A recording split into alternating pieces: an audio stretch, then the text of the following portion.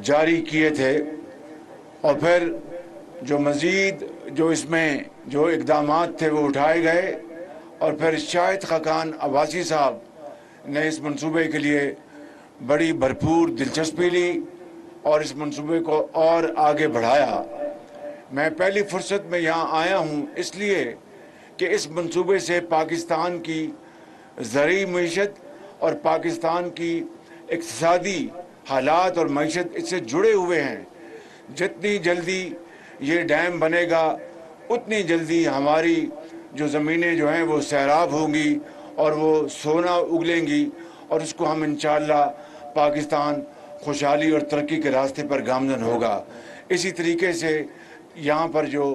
बिजली पैदा करने का मंसूबा जो है उसके लिए भी फिलफौर काम शुरू होना चाहिए। मैंने अपनी तकरीर में उसके बारे में बात की है कि पन बिजली हर जगह दुनिया में सबसे सस्ती होती है। गो उसकी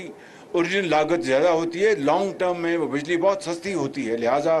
उसको भी इंशाअल्लाह हम करेंगे। मैं आखिर में चेयरमैन वापडा को शुक्रिया अदा करता हूँ, उनकी टीम का, यहाँ के जो सिक्योरिटी के जो अफसरान हैं, चाहे वो अफवाज पाकिस्तान के हैं या यहाँ की गिलगित पुलिस के हैं या इंतज़ामिया के, मैं सबको खराज तहसीन पेश करता हूँ और शुक्रिया अदा करता हूँ चीफ सेक्रेटरी का और आईजी का। और आज मैंने आपके बाल बच्चों के लिए, आपके माँ बाप के इलाज मुआवजे के लिए यहाँ पर चलाश में एक नए अस्पताल की तामीर का ऐलान किया है और इंशाअल्लाह मैं उसकी ज़ाती तौर पर निगरानी करूँगा इंशाअल्लाह, और वो अस्पताल फ्री इलाज होगा